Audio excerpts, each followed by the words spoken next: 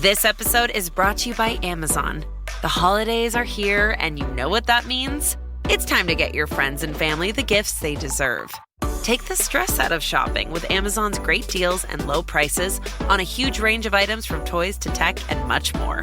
Whoever you're gifting for, Amazon has great prices on everything you need this holiday season. Shop Amazon for all your gifting needs. How would you like a 15% discount to my daily email, the stack of stuff, the show notes, discounts to the conference, all of that? All you need to do is text the word show to 33777. You'll get the annual subscription with a 15% discount to my daily email. You'll get the stack of stuff, the links to the show notes, discounts to the conference, and so much more.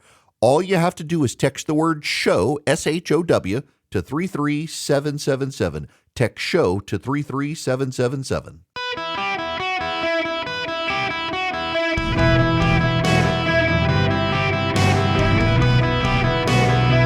Welcome to the Eric Erickson Show podcast, Hour 1. Greetings, conversationalists. This Groundhog Day, an attempted assassination of President Donald Trump. Sound familiar?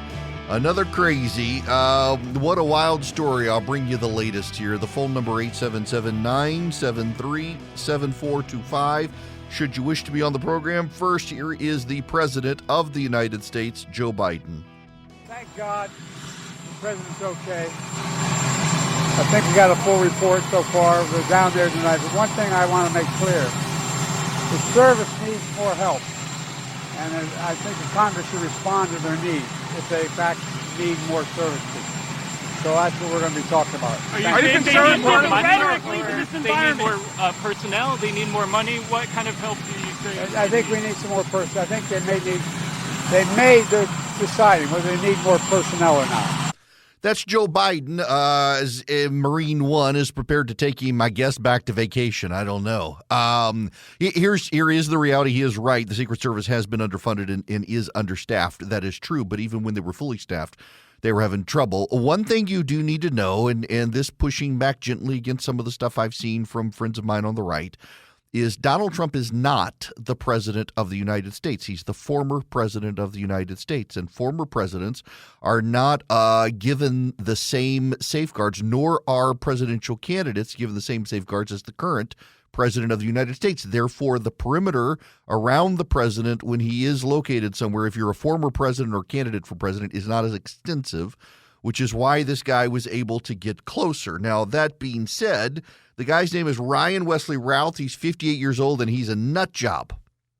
No, there is no relation to Donald Trump tweeting his hatred of Taylor Swift. This guy is by all accounts, not a Swiftie that we know of. He may like her. Everybody likes her music. But this has nothing to do with Donald Trump, who said that he hated Taylor Swift. Now, notable as an aside, this is the first time ever Donald Trump has ever on social media said he hated an individual person. There are things he hates. He's never said he hated a person until now. Yesterday, he says, "I hate Taylor Swift." In all caps. That was his Truth Social post. He himself did it because it was in all caps. Everybody knows it was him. And a few hours later, someone decides they wish to assassinate him. It was a coincidence. The Swifties are battling ISIS right now for disrupting her concert in Austria. What we know about Ryan Wesley Routh is he's a felon. He has plenty of problems in the past. He had a partially filed off serial number from this AR that he wanted to use to kill Donald Trump. He had begged the Iranians, actually written on social media, that he hoped the Iranians would do something to stop Donald Trump, that somebody needed to stop Donald Trump. Crazy guy. Yeah, here's the details on Iran. This is from it wasn't a social media. He wrote a whole book. This is from the Associated Press. From Hawaii, the guy lived in Hawaii for a while. Ryan Wesley Routh portrayed himself online as a man who built housing for homeless people in Hawaii, tried to recruit fighters for Ukraine to defend itself against Russia, and described his support and then disdain for Donald Trump, even urging Iran to kill him. "You are free to assassinate Trump," Roth wrote of Iran in an apparently self-published book. They're always self-published. Ukraine's unwinnable war, which describes the former president as a fool and buffoon for both the January 6, 2021 Capitol riot and the tremendous blunder of leaving the Iran nuclear deal. Roth wrote he once voted for Trump and must take part of the blame process for the child that we elected for our next president and ended up being brainless. So Routh apparently was one of the Birdie Bros in 2016 who decided he would support Trump over Clinton. A lot of them did, and then regretted it ever since. Now, the police are now saying, I said AR, the police and the AP now say it was an AK-47 style rifle, thwarted by the Secret Service. You should note that he never apparently even was able to point his gun at Donald Trump. The Secret Service saw he was armed, and began firing at him. What's really troubling to me is the Secret Service fired at him and did not hit him. He made 19 small donations totaling $140 since 2019 to Act Blue, a Democratic fundraising operation. He in a tweet in 2020, after the police killing of George Floyd, Routh said then President Trump could win re-election by issuing an executive order to prosecute police misconduct. In recent years, he soured on Trump and expressed support for Joe Biden and Kamala Harris. Democracy is on the ballot, and we cannot lose. Echoing Kamala Harris, by the way. He wrote that in April in support of Joe Biden. In July, following the assassination attempt on Trump, a post on Routh's account urged Biden and Harris to visit the wounded in the shooting, and said Trump would never do anything for him. He lacks compassion and humanity. And then he also said in his self-published book, I get so tired of people asking me if I'm a Democrat or Republican. I refuse to be put in a category. You can't put baby in the corner. Guy was nuts. Now, here's the thing. When crazy people attempt to assassinate anyone or kill anyone, those of us on the right tend to say, well, it was a crazy person. People on the left, if it's someone doing harm to the left, says, well, it's the rhetoric of the right. Here's the thing I have long said, though, and this goes back to James Hodgkinson, who attempted the mass assassination of Republican members of Congress. The words actually do matter for crazy people, and we should be careful about how we talk about things, including Donald Trump. I want to play you a clip. This is from last week, actually. I played part of this on the radio. This is from last week. This is a conversation. This is Jason Stanley, and this is on MSNBC. Listen to this. Because you can point out, because it's so obvious that the kind of politics we're seeing, the vilification of immigrants as vermin, as rats, as somehow an existential threat to white Christian dominance, the vilification of LGBT, the book bannings, these are all reminiscent of Nazi policies in the 1930s. And remember, it's not extreme to compare this time in the United States to the early 30s in Nazi Germany. It actually is extreme. Before the Holocaust. So what we're seeing, we see these clear parallels. And so it's inevitable that people will go back right now and say, oh, maybe the Nazis weren't so bad, because they're employing these Nazi tactics. They're employing these Nazi tactics against the targets of the Nazis. That is commentary on the assassination network, MSNBC. Margaret Thatcher once said, watch your thoughts, for they become words. Watch your words, for they become actions. Watch your actions, for they become habits. Watch your habits, for they become your character. And watch your character, for it becomes your destiny. What we think we become. That was what Margaret Thatcher said. This is Bernie Sanders. This video is still up on Facebook for Kamala Harris. Hi, this is Senator Bernie Sanders. There is clearly not a lot of time left in this election. So I'm asking everyone to pitch in to support Team Harris-Walz today. As I think you all know, this is the most consequential election in our lifetime. Donald Trump is extraordinarily dangerous. He is a threat to our democracy. He is, among many other characteristics, a pathological liar. We together must do everything in our power to defeat Trump and his MAGA allies this November and elect Vice President Harris and Governor Walz as our next president and vice president. That's Bernie Sanders. He's a pathological liar. He's dangerous. He's a threat to democracy. And, the media picking up on this, they're all but going after Trump. And listen, this is the commentary from MSNBC before this happened this past week. Again, Eli Mistel on Joy Reid's show. He's a narcissist, right? And so his whole thing is to have a complete lack of compassion and empathy for everybody else. It's all about him. That's why he lies about 9/11. It's all about him, me. He's probably the least compassionate president we've had in 200 years since Andrew Jackson.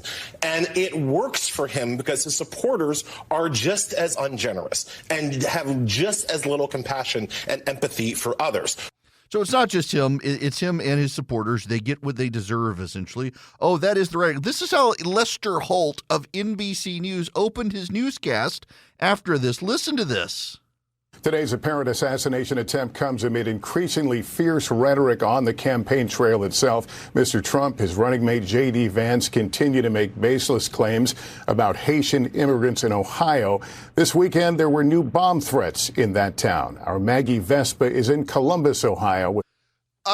So this assassination attempt comes as Donald Trump and J.D. Vance are racist bad people. This is Jonathan Lemire, again, MSNBC. Yeah, this is clearly a fight the Trump campaign wants to have, even though they're doing so with lies, dangerous lies. And certainly Donald Trump's campaign's most headline-grabbing decision yesterday morning was Trump's move in all caps to tweet, "I hate Taylor Swift," with an exclamation point. And certainly that could have some blowback, particularly with some young voters. But J.D. Vance doubling and tripling down, guys, going on multiple Sunday morning shows to spout this lie, to sort of at one moment even acknowledge that they're lying. They're exaggerating what's happening here. But they think this is something they want to do. That's more commentary on MSNBC, and also we had this wild commentary right after it happened. Listen to this again, MSNBC. His supporters and say, let's take this down. We do not know, again, the source of any gunshot or gunshots. We don't know who's responsible for this. The whole thing has yet to be 100% confirmed from start to finish how this all played out. But do you expect to hear anything from the Trump campaign about toning down the rhetoric, toning down the violence, or would that be atypical of the former president? You got that. He needs to tone down the rhetoric. He needs to tone down the violence. Really, this is the commentary from the left. So you've got them running that we're in the second. He's the second coming of Hitler. His supporters are vile as well. He's a threat to democracy. Democracy is under attack. If he gets into office, he'll be a dictator. And now you got another crazy person who feeds on this rhetoric. The left and the press, they will not hold themselves accountable. Remember, James Hodgkinson, who attempted the mass assassination of Republican members of Congress, was a Rachel Maddow fan, so much so that she had to issue a statement saying her show, to the best of their knowledge, has had no contact with him. That's how much of a fan of Rachel Maddow he was. And he was watching that show where every night it was Republicans are going to shove grandma off the cliff, and Republicans are going to repeal Obamacare, people are going to die. Republicans are going to repeal taxes, people are going to die. Republicans are going to repeal net neutrality, people are going to die. Republicans are killing people, and so he decides to go kill Republicans. The left will not hold themselves accountable, nor will the media, for their own rhetoric inspiring crazy people. To be clear here, it is the crazy person who is to blame. It is the crazy person who is to blame. But the words can fuel the hearts of crazy people to do crazy things. And when not just the Democrats, but the press corps itself is insisting Donald Trump is the second coming of Hitler. Don't you want to stop Adolf Hitler? Wouldn't you want to stop Adolf Hitler? I bet you would want to stop Adolf Hitler. It's no wonder this has happened a second time. Thank God the man is safe. Thank God the Secret Service did their job.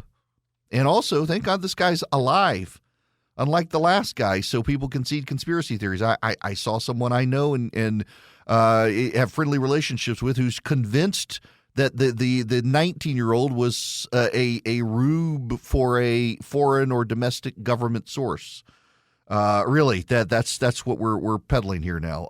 Is people get to imagine all sorts of things they want to imagine. It's great for their ratings, I guess. Who cares about the truth when you can get better ratings lying? The reality is we got crazy people out there, and the crazy people are feeding off the Democrats' rhetoric that Donald Trump is somehow the second coming of Hitler, and there will be no accountability in the media for that sort of rhetoric because they actually believe that it's true. How can you hold yourself accountable for saying something you believe is true? That's the problem. Greetings. Welcome. The phone number, 877-973-7425. Should you wish to be on the show, always happy to have you. If you text ERIC, E-R-I-C-K, to 33777, you can get the live stream, the show notes, the podcast, and so much more. Okay. Yeah, I got plenty more to say on this whole wild Groundhog Day thing, but I do want to just meditate for a moment on the Taylor Swift. I'm going to say tweet, even though it was on True Social. Donald Trump announced he hates Taylor Swift. I was actually talking to a member of the Trump campaign, and he was just kind of rolling his eyes at it and said someone must have shown him the internals on single women and their vote. Donald Trump is ever Yasser Ali on Twitter actually went back and looked through all of Donald Trump's stuff in the past, his archived tweets, that he was never able to find Donald Trump singling any person out saying, I hate this person, except for Taylor Swift. He hates Taylor Swift. Now, listen, let's be honest here. Had this attempted assassination not taken place, we would be spending more time on the Taylor Swift stuff. So the attempted would-be assassin trying to kill Donald Trump actually moved the news cycle away from the Taylor Swift stuff to another crazy person tries to kill Donald Trump. Now, the media, of course, wants to avoid the whole rhetoric stuff. Can't talk about left-wing rhetoric playing a role in it. But nonetheless, the whole Taylor Swift thing, really, that's where his mind was on Sunday before he went to play golf. And by the way, the conspiracy theorists are already out there saying this was a Ukrainian plot because the guy was a big Ukraine advocate. I've actually got some audio on that for when we come back about this guy in Ukraine, that he's just insane. So there's a Ukraine plot, and the other is that the Secret Service was plotting because how did this guy know that Donald Trump was there because the schedule wasn't public? Y'all, come on. This is Donald Trump we're talking about. The idea that Donald Trump is going to be in church on Sunday instead of the golf course boggles the mind. You don't have to know much about Donald Trump to know on a Sunday morning the man is going to the golf course. That's Donald Trump. So spare me the conspiracy theories. It really is wild to me how rapidly everybody on the right wants to rush to conspiracy theories, whether it's the supposed affidavit on Kamala Harris and then the guy allegedly dies and all sorts of stuff. No, stop being crazy. Crazy's not going to win you this campaign. Focusing on Kamala Harris is. Between bank collapses, hundreds more teetering on the brink, regulators fighting what seems to be an unwinnable war. Then you got 22-year high interest rates. They may be cut a little bit this week, but not a lot. Swiss America has been the trusted leader in precious metals for 40 years, and they've been warning people about a secret war on cash. If you're interested in safeguarding your hard-earned cash from the secret war, you need their free report. They're rated A+ by the Better Business Bureau. Swiss America can educate you on protecting your assets in their report. It takes less than 15 minutes to read, and it can save you on your retirement and finances. So how do you get this free report tracking the secret war on cash, which, by the way, includes digital forms of currency? All you do is call or text 800-289-2646. The all-out war on cash, it's growing daily, so read The Secret War on Cash. It's free to my listeners. All you do is text my name, Eric, or mention me when you call or text 800-289-2646. That's 800-289-2646. Just text them my name, Eric, to 800-289-2646. Message and data rates may apply. Greetings, conversationalists. Welcome. It is Eric Erickson here. The phone number is 877-973-7425. I want to be real clear here with you. I can't emphasize this enough. Actually, let me do it this way here. I want to be just frank, direct, honest. The shooter is responsible for the shooting. James Hodgkinson was responsible for the shooting. Floyd Lee Corkins was responsible for the shooting. Wesley Routh responsible for the shooting are Ryan, Wesley, Ralph. They've always got three names, these shooters, don't they?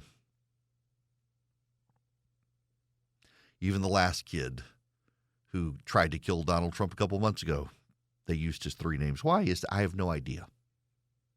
They're responsible for their actions. But I don't think you can distract from the fact that the left has been preying on crazy people. MSNBC, on a routine and regular and daily basis, compares Donald Trump to the Nazis, to Hitler. The Democrats say he's a threat to democracy. Listen, we know it is a factual statement that Floyd Lee Corkins went to the Family Research Center and attempted a mass assassination after hearing that they were anti-gay and a hate group from the Southern Poverty Law Center, as well as hearing the left attack the Family Research Council. We know for certain James Lee Hodgkinson was inspired to commit his mass assassination attempt of Republican members of Congress from his regular ingesting hate on MSNBC that the Republicans were going to kill people by repealing Obamacare. We know this. We know for certain that this guy was a regular ingester of left-wing rhetoric that Donald Trump's the second coming of Hitler. People are going to die if Donald Trump becomes president. He's a threat to democracy. He literally tweeted, democracy's on the ballot. We got to defend the democracy. Where did that talking point come from? It came from the Democrats. Where was it amplified? MSNBC.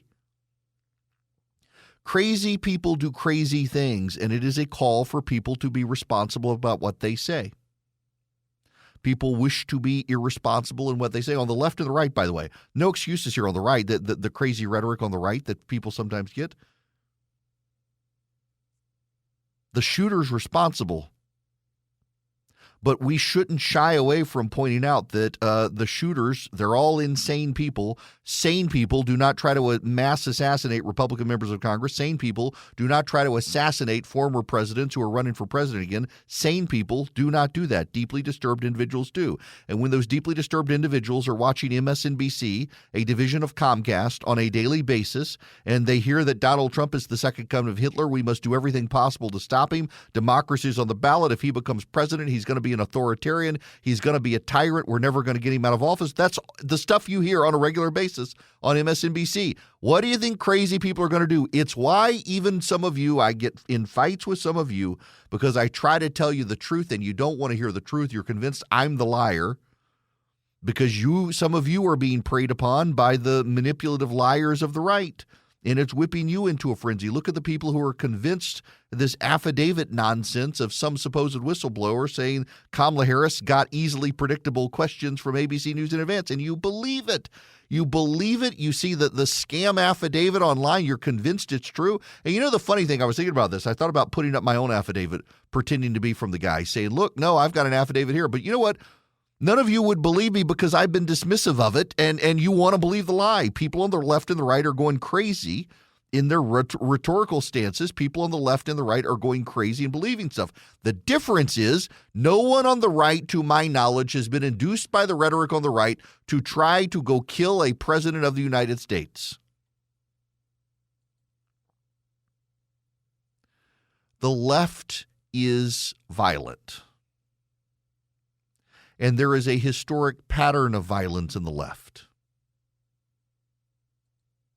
The mass killings on this planet by governments come from left-wing enterprises devoid of God, convinced that they're actually building a utopia, getting the bad people out of the way.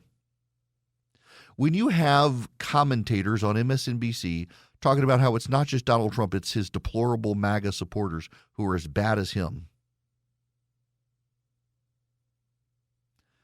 bad things are going to happen. And there's no incentive on the left to turn down the rhetoric. And here's why they can't. Those people on MSNBC who think Donald Trump is the second coming of Hitler, they actually believe it. They actually believe it. They're not going to tone down their rhetoric because they believe their rhetoric. They're not actually trying to incite. They're trying to warn because they really believe Donald Trump is the second coming of Hitler. They themselves have been taken over by this madness and this hatred of another person. it's going to continue to get worse. The country is at a psychological breaking point with this stuff. And people on the left and the grifters on the right have no incentive to back down. You know, the most frustrating part about all of this is I actually believe a lot of the people on the right peddling their nonsense, they don't believe it. They're just making money off of you.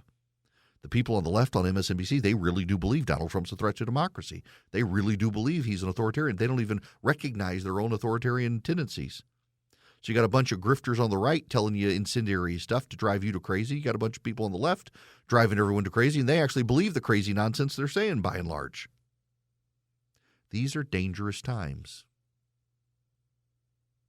And it's wild to me how many people on the left and the right want to descend into conspiracy theory. I'm telling you, before the sun sets today, someone who is knowingly or unknowingly paid by the Russians is going to settle on the idea that the Ukrainians were behind this, because this man was a massive, massive supporter of defending Ukraine. In fact, some reporter interviewed the guy. I want you to listen to this from the reporter who interviewed the guy about Ukraine. He was very driven to help Ukraine, even though some of his ideas were completely nonsensical. I mean, he kind of spoke with the self-assuredness that he was going to get from A to B and nothing was going to get in the way, even though his plans were already running into major obstacles. And, you know, I talked to Najim last night, who talked to that Afghan in Iran, who had spoken to Mr. Ruth a few days before his arrest yesterday. And I guess he was financially despondent, had around $60 in his bank account, and was living out of the back of his car. So it kind of seemed like the end of his grand plans for Ukraine. So that was a correspondent who interviewed the guy last year. And he had these crazy ideas about Ukraine. He wasn't right in the head. He's responsible. But when you have Joe Biden and Kamala Harris, Bernie Sanders saying democracy's on the ballot, we have to save America, we got to do everything we can to stop Donald Trump. You know, if you're telling people that this is the second coming of Hitler, you know how all the fantasies that have ever been written or explored about time travelers who get to go back and kill baby Hitler? And all you've got these entire hypotheticals about, if you had the ability, would you go back and kill baby Hitler? And a lot of people tell you the right answer is no. Actually, the right answer is yes. Yes, you would go back and stop Adolf Hitler if you had the opportunity. And for years, people have seeded these conversations. And now here comes the media, MSNBC in particular, telling you he is the second coming of Hitler. We are in the final stages before the rise of the Third Reich, and Donald Trump is leading it. And Donald Trump is going to be an authoritarian. And if he gets elected, don't you believe he'll stay there? I actually know a reporter for a left-wing news outlet who I like very much. We just vehemently disagree on everything. And he is absolutely convinced, he is epistemically convinced, that if Donald Trump gets reelected, he'll never leave. He is convinced of it. There's no basis for him to be convinced of it, but he's convinced of it. He says, look at January 6th. Look at January 6th. January 6th broke a lot of people.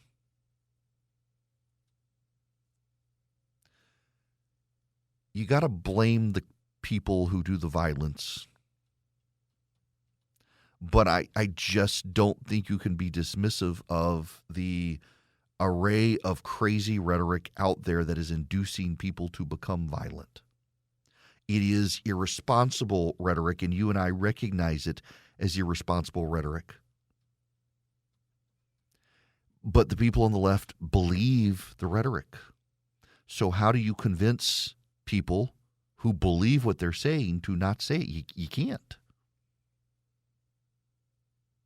And that's why they can be dismissive of their own rhetoric. That's why they can be dismissive of those of us on the right saying you're inducing people to do this, because they don't believe it. They think what they're saying is true, and how can the truth induce someone to do something like that? And then they focus on, for example, J.D. Vance and the Springfield story and the pets being eaten. You know, there's still no evidence of people's pets being stolen from Springfield, Ohio. One of my listeners is a sheriff's deputy in that county. I verified his identity. He emailed me and he said, it is simply not true that the Haitians are stealing people's pets in Springfield, Ohio. He said, but what is true is they're taking the geese and the ducks out of the parks. Get calls about it. What is true is they're overwhelming the healthcare system. What is true is they're forcing locals, natives of Springfield, Ohio, into homelessness because the landlords are able to rent to the Haitians outside of Section 8 housing, and that's displacing locals. This is what is true is there a societal fallout. The pets aren't being stolen and eaten. But all the other stuff people are talking about is real, and he was expressing his frustration that the lie is the dogs and cats. And, with that have come a bunch of crazy people sending bomb threats to City Hall, sending bomb threats to the schools. I don't know whether it's people on the left or the right doing it, but the incendiary rhetoric we're hearing about Springfield, Ohio has impacted crazy people who are calling in bomb threats, malicious people. Part of me suspects in more than one case, maybe it's someone who hates Donald Trump doing it, knowing the media will blame Donald Trump. Doesn't matter. Whoever is doing it is responsible for the actions. But I got to say, all of the crazy and outlandish rhetoric out there doesn't help things. It just riles people up. And there are so many truthful things on which we could focus, so many truthful things, real things that actually do matter. And they just kind of fall by the wayside, which is a shame. They fall by the wayside. People don't pay attention to them. And in the process, people get distracted by the lie and don't hear the truth. And the truth of the matter is that when you're saying Donald Trump is an existential threat, when you're saying that Donald Trump is the second coming of Hitler, well, you know what? People are going to act on it. When you say that you got people eating house pets in Springfield, Ohio, stealing the pets, don't be surprised when crazy people show up there and do crazy things as well. Our words do matter, even as the crazy people deserve responsibility for their own actions. Now, I got to tell you about the Eden Pure Thunderstorm because it works. And right now, if you go to EdenPureDeals.com and you put in Eric 3, you can get 3 Eden Pure Thunderstorms and save $200. Now, it's an air purifier, so it gets rid of the dust and it gets rid of the pollen and stuff that's floating in the air. It uses electrostatic plates, so it cleans the air, and you don't have to buy a filter subscription. But where it really shines the way I use it is an odor eliminator. I had to use it the other day in a hotel room. It stayed in a very nice hotel, and the people next to me decided to smoke in their room. And I started coming to my room. I got a towel, got it wet, and shoved it under the door. And then I called downstairs and complained. They took care of it for me. But I fired up the Eden Pure Thunderstorm, and it wiped out the odors. It really does work. You can get 3 of them for less than $200. Save $200. Go to EdenPureDeals.com. The discount code is ERIC3, ERICK3. And it just works. It wipes out odors, smoke odors, litter box odors, pet odors, diaper odors. You got a baby, you got piles of dirty diapers, your house smell like dirty diapers. Well, the Eden Pure Thunderstorm can wipe out those odors. All you do is go to the website, EdenPureDeals.com. You'll see a discount code box. You put in ERIC3, ERICK3. You get 3 Eden Pure Thunderstorms. You save $200. Get them and wipe out the odors wherever the odors lurk. The Eden Pure Thunderstorm can take them out. Welcome. It is Eric Erickson here, y'all. This is from the Washington Post. I kid you not. Another chance for Trump to frame Democrats as dangerous has emerged. How did that happen? How has that emerged? Wow, I'm not making that up. That's a true thing. This hour of the program brought to you by First Liberty Building and Loan. They're in Noonan, Georgia. But they help businesses nationwide. If you're buying a building, you need a heavy equipment loan, you're buying a franchise, things like that, they want to help you. They know how to help you. FirstLibertyGA.com. FirstLibertyGA.com. Tell them I sent you. I want to go to Nathaniel's phone call. Nathaniel, welcome to the show. How are you? I'm good, Eric. How are you, man? Great. What's going on? Hey, so you've spent a lot of this past hour talking about the rhetoric and how the left hears it and how they can react to it. I wanted to give you a Republican point of view. I'm a former veteran. I am going to be voting for Trump come November. But I was telling your call screener that I don't identify as a MAGA supporter. I've never identified with the MAGA crowd, not in 2016, not in 2020, and definitely not now. And it seems like the media, all they do is tell whoever's listening or whoever's viewing how they should view Trump supporters. And by doing that, they draw a line in the sand, a very definitive line. And I don't feel like I fit on either side of that line. And I didn't know if you kind of feel the same way. Oh, man, yeah. Look, I get told all the time that if I'm voting for Trump, I'm voting for all of this stuff. And I'm like, I'm not voting for all this stuff. I'm voting against you. And part of it is they're trying to shame you and me into not voting for Trump, saying, look, look at all these crazy people who support Trump. If you're not like that, you can't vote for him. I was like, I'm not like that, but I am voting for him because look at you and your crazy people.